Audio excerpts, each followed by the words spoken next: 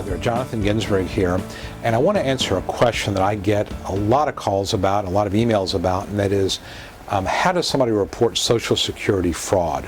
And obviously this is really a question that I get from people who are observing others. It could be a neighbor or an ex-spouse for that matter, and it turns out that somebody is collecting disability benefits, let's say, but they're working for cash under the table, or somebody's doing something that appears to be fraudulent. And Social Security has a program, a fraud reporting program, and I'm going to put the link to that here on the screen.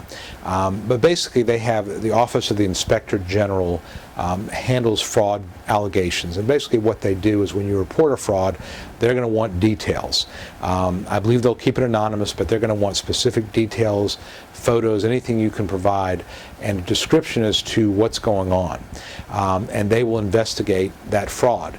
And if it turns out that somebody is collecting benefits but really working or doing something they shouldn't be doing, the Office of Inspector General will pursue that, prosecute it if necessary, and demand the money come back.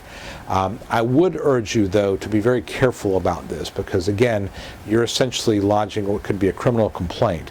And I would urge you not to use this fraud reporting procedure to get back at an ex-spouse, to get back at somebody you don't like, only if you really suspect that there is true fraud going on. And again, as we're all taxpayers, as taxpayers, we want to see our government's money used legitimately, and if somebody is acting fraudulently over a long period of time, they should be turned in. But just realize that it's a big step to take, and think about it before you do it.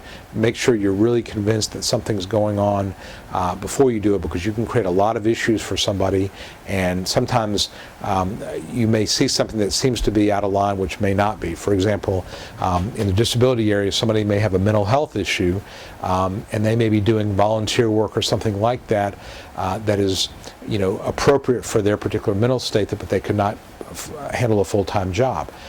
They could be in a trial work period where they've notified Social Security they're making an effort to work, but they're still collecting disability benefits. There's a lot of things you may not know about, but again, there is true fraud out there. There's a good bit of it out there. So if you do see it and you want to know how to report it, again, the phone number and the link to do it I've got here on this page. And so again, use it judiciously, but I hope that will answer your question about what you do if you see suspected fraud in a Social Security, disability, or any other kind of Social Security case.